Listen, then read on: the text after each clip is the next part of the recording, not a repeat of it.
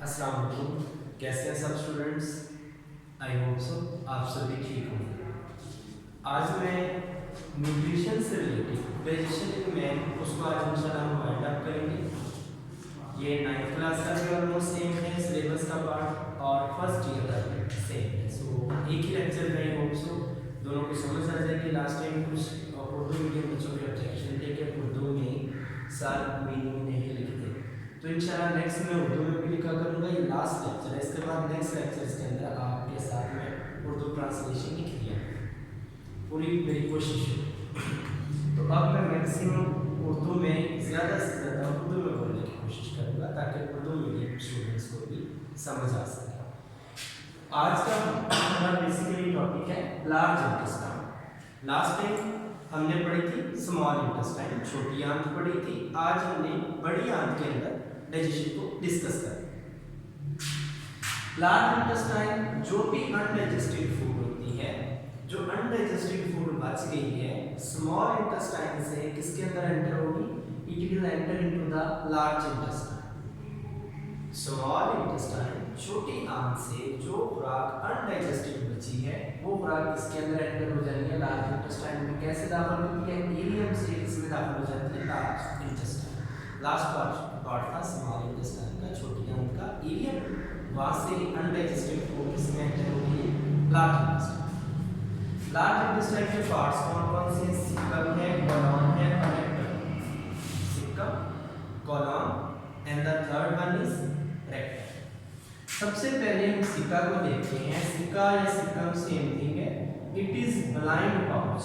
Blind का मतलब होता है हैविंग वन ओपनिंग।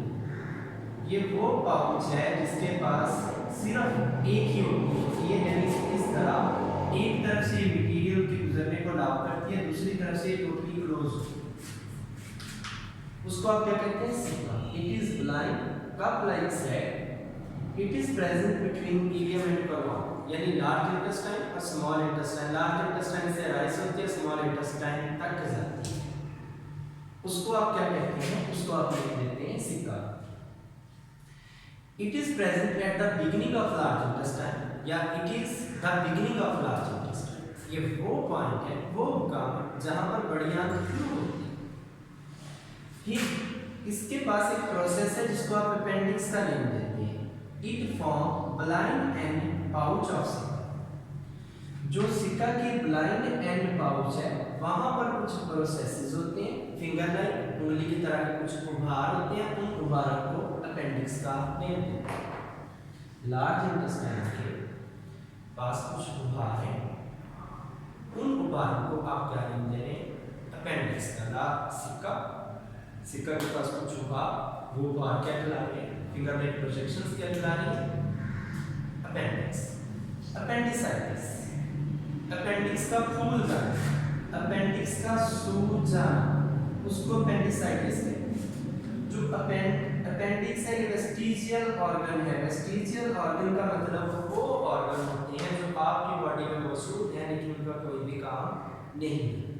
इनका काम हमारे एंसेस्टर के अंदर था, हमारे आबाओ में था, लेकिन हमारी बॉडी में मौजूद है, काम कोई भी नहीं कर रहे। सो इसका कोई काम नहीं है। अपेंडिक्स का एक वेस्टिजियल ऑर्गन है।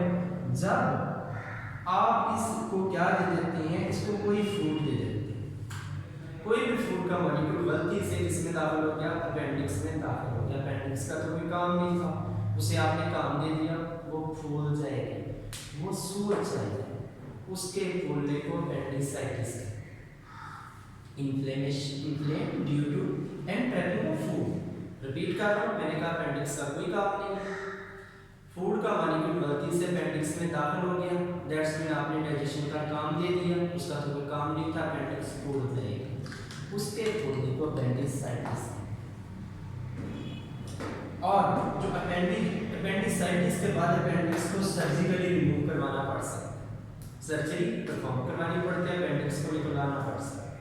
कोई काम नहीं था, निकलवा भी दे तो खैर है, इसका कोई भी इफेक्ट नहीं होगा।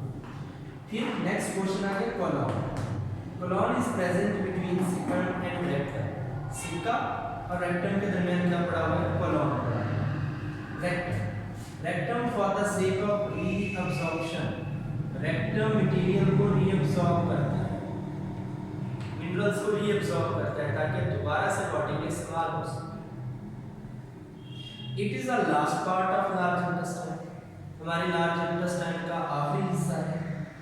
फीसिस और टेम्परेरी स्टोर एंड डिजेक्ट, ये वो मुकाम है जहां पर फुजला, जहां पर जिसे आप फुजले को सिंपल टर्म कहना है तो आप कह लें जो हमारे पास नाइट्रोजनियस वेस्ट है, जो वेस्ट प्रोडक्ट है वक्ती तौर पर, टेम्परेरी का मतलब वक्ती तौर पर स्टोर होता है और यहीं से बॉडी से निकल जाता है।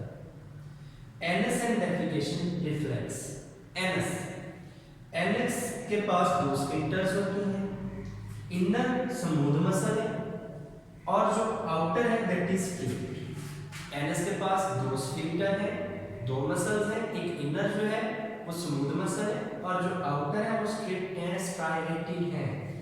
डेफिकेशन रिफ्लेक्स, रफ़ा हजर जिसे उर्दू में कहते हैं, ये कब होती है? जब रेक्टम फीसिस से फुल हो जाए तो हमें डेफिकेशन रिफ्लेक्स है, रफ़ा हाजत की जरूरत महसूस होती है।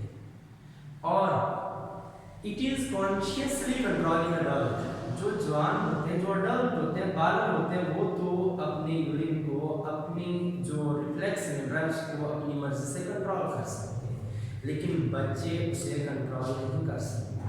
आहिस्ता आहिस्ता बच्चे इसको कॉन्शियस कंट्रोल में ले आते हैं जब वो अडल्ट फॉर्म में चले जाते हैं। अब इंटेस्टाइन के फंक्शन आ गए, वाटर और सॉल्ट रीअब्सॉर्ब करना इंटेस्टाइन का काम,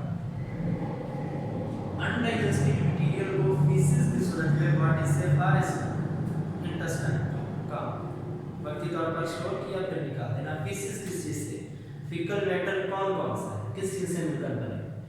इसके पास बहुत सारी म्यूकस है, स्टिकी सब्सटेंस है, पॉलीसेकेराइड है, बैक्टीरिया इसके अंदर है, स्लाउड ऑफ सेल होता है, जो सेल हमारे बैग में है, जो सेल वेस्ट होते हैं निकल रहे हैं, वो भी इसी फीसिस के अंदर बॉडी से खारिज हो जाए। उसके अलावा लार्ज इंटेस्टाइन के पास बहुत सारी यूजफुल बैक्टीरिया है, कार्बन बैक्टीरिया, वो बैक्टीरिया जो विटामिन के बना रहे हैं, विटामिन के को सिंथेसाइज करने वाले बैक्टीरिया भी large intestine. Mall function of large intestine, large intestine में प्रॉब्लम्स कब आती हैं? दो प्रॉब्लम आती है, डायरिया, हैजा, दूसरी कॉन्स्टिपेशन, कब्ज। हैजा कब होता है? जब वाटर और सॉल्ट इन्हें रीअब्सॉर्ब हो जाना चाहिए था, लेकिन ये रीअब्सॉर्ब नहीं हुए, बॉडी से एक्सेसिव अमाउंट में खारिज होकर कंडीशन डायरिया के ड्रग एक्शन की वजह से, जब हम कोई ड्रग यूज करें उसकी वजह से, इमोशनल डिस्टर्बेंस की वजह से, इन्फेक्शन की वजह से ये क्या हो जाती है? डायरिया हो सकती है। और अगर डायरिया अनट्रीटेड रहा, आपने इसका ट्रीटमेंट नहीं करवाया, it may be fatal, it led to dehydration, body से एक्सेसिव मिनरल लॉस हो रहे हैं, पसीने के साथ नमकियात भी खारिज हो रही है, पानी भी खारिज हो रहा है, और इससे क्या हो जाएगा? डेथ भी हो सकती है। दूसरी कंडीशन है कॉन्स्टिपेशन, जिसे कब्ज। ये कब होती है? जब वाटर और सॉल्ट की एक्सेसिव रीअब्सॉर्प्शन से, दोनों की रीअब्सॉर्प्शन ज्यादा होती है, तो इससे क्या हो जाएगी? Constipation. It is also dangerous. अब ये तो था लार्ज इंटेस्टाइन का पोर्शन, यहाँ तक ऑलमोस्ट ये 9th के सिलेबस का पार्ट है, जिसको हमने वाइंड अप कर लिया, जिसको हमने खत्म कर लिया। अब 9th वाले नेक्स्ट क्वेश्चन को नहीं करेंगे, मैं रिपीट कर रहा हूँ, 9th वाले नेक्स्ट जो अब मैं पढ़ाने लगा हूँ इस क्वेश्चन को डिस्कस नहीं करेंगे, वो जस्ट इसी क्वेश्चन को डिस्कस करेंगे। अब अकेला फर्स्ट ईयर वालों का है ये वाला टॉपिक, न्यूट्रिशन रिलेटेड डिजीज। जो न्यूट्रिशनल डिजीजेस होती हैं कौन कौन सी होती हैं, पूरा ग्रुप दिया गया है, आज हम जस्ट 2 को डिस्कस करेंगे, फर्स्ट ईयर वाले स्टूडेंट्स के लिए है। सबसे पहले डिस्पेप्सिया, जिसे आप कहते हैं बदहजम। ये कब होती है? इनकम्प्लीट और इम्परफेक्ट डाइजेशन ऑफ फूड, जब फूड की डाइजेशन कंप्लीट नहीं होती, प्रॉपर डाइजेशन नहीं होती, तो उससे डिस्पेप्सिया हो जाती है। It is not disease but causes of other, symptoms of other. ये कोई बड़ी बीमारी नहीं है या कोई बीमारी नहीं है, बल्कि दूसरी बीमारियों को जन्म देती है, दूसरी बीमारियों को मदद करती है। सिम्टम क्या है? एब्डोमिनल डिस्कम्फर्ट, पेट का दर्द कह लें, फ्लैचुलेंस, गैस जिसे कहते हैं, हार्ट बर्न, सीने की जलन, नुज़ाइल या वमिट, जिसे आप क्या नेम देते हैं, जिसे आप मितली कहते हैं और वमिट उल्टी कहते हैं, कहते हैं। रीजन इसकी क्या है, एसिडिटी इन स्टमक, जब स्टमक के अंदर एसिडिटी बहुत ज्यादा हो जाए, फॉल्ट इन स्टमक और इंटेस्टाइन, स्टमक या इंटेस्टाइन प्रॉपर्ली वर्क नहीं कर रहे, बाइल क्वांटिटी या क्वालिटी प्रॉपर नहीं है, बाइल का रिलीज प्रॉपर नहीं है, तब ये डिजीज। नेक्स्ट हम फूड पॉइजनिंग को डिस्कस करेंगे।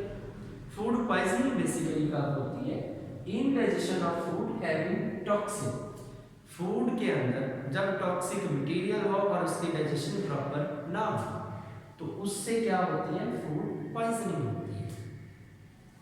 इसकी फूड पॉइजनिंग बैक्टीरिया से भी हो सकती है और बाय कंटेमिनेटेड फूड भी हो सकती है। Bacteria toxin produced by bacteria, दो बैक्टीरिया कॉमनली है, साल्मोनेला और कैम्पाइलोबैक्टीरिया। ये बैक्टीरिया किसके अंदर मौजूद है, ये बैक्टीरिया चिकन, कैटल और इनकी इंटेस्टाइन के अंदर मौजूद है। चिकन, कैटल वगैरह इनकी इंटेस्टाइन के अंदर मौजूद है, जबकि इनके अंदर बीमारी पैदा नहीं करती, यानी ये बहुत स्पेसिफिक। जब इनका गोश्त या इन चीज़ों को हम खाएंगे, ये बैक्टीरिया हमारी बॉडी का पार्ट बन जाएंगे। यहाँ पर एक इंफॉर्मेटिव चीज़ है, अक्सर लोग कहते हैं कच्चा दूध पी लेना चाहिए, नहीं पीना चाहिए, क्योंकि जब आप कच्चा दूध पिएंगे पॉसिबिलिटी है कि आपने बॉयल नहीं किया, उसके अंदर ये बैक्टीरिया मौजूद था, ये बैक्टीरिया अपनी बॉडी को डैमेज कर। दूसरी बात फूड मिल्क, एग और मीट की वजह से होती है। इसके सिम्टम क्या है, डायरिया जिसे ऐसा कहते हैं, वमिट उल्टी और एब्डोमिनल डिस्कम्फर्ट या पेन, पेट का दर्द। इसका रीजन क्या है, जब आपने फॉल्टी फूड खाई, आपने टॉक्सिन वाली फूड खाई, इससे 12 से 24 घंटे बाद इसके सिम्टम्स शुरू हो सकते हैं। फिर it is if unpasteurised milk और मीट अनकुक्ड, अगर आपने उबला हुआ दूध नहीं इस्तेमाल किया, कच्चा दूध इस्तेमाल किया, उससे भी डिजीज हो सकती है। आपने अनकुक्ड फूड खाई, फूड ऐसे खाई, मीट प्रॉपरली कुक नहीं था, थोड़ा सा पकाया खा लिया, उससे भी डैमेज हो सकता है। फिर डीप फ्रॉस्टिंग मीट, जो आपके पास मीट है, आपने फ्रिज के अंदर रखा, उसके अंदर वो बैक्टीरिया मौजूद थे, आपने अक्सर फ्रिज के अंदर देखा होगा, रेफ्रिजरेटर के अंदर देखा होगा, जब आप दो बर्तन रखते हैं तो उनके दरमियान में बर्फ बन जाती है। वो बर्फ इन दोनों बर्तनों के दरमियान, फॉर एग्जाम्पल ये दोनों बर्तन है, ये बर्तन है, ये बर्तन है, ये दरमियान में बर्फ जमी है, ये बर्फ दरमियान में पुल का काम है। यहाँ से बैक्टीरिया इस बर्तन के अंदर आ गए, इस बर्तन में जो भी आपने प्रोडक्ट लिखी थी, मिल्क, चले ये गोश्त था, गोश्त को तो आपने पका लिया, ये वाला यूटेंसिल है, इस बर्तन के अंदर जो चीज़ भी पड़ी थी आपने उसको वैसे ही खा लिया, तो इसके अंदर भी बैक्टीरिया था। सो एक डिस्टेंस पर रखने चाहिए बर्तन जिनके अंदर बर्फ ना बन सके, वो पुल का काम ना हो सके, बैक्टीरिया एक यूटेंसिल से दूसरे यूटेंसिल में ना आए। ये तो थे सारे कॉज, और दो हमने जस्ट डिजीज पढ़ी, एक फूड पॉइजनिंग और एक डिस्पेप्सिया। प्रीवियस लेक्चर था large intestine. I hope so आप सबको ये लेक्चर अच्छे से समझ आया होगा। बाकी आप कोई भी मुझसे क्वेश्चन कर सकते हैं। अपना ख्याल रखिए।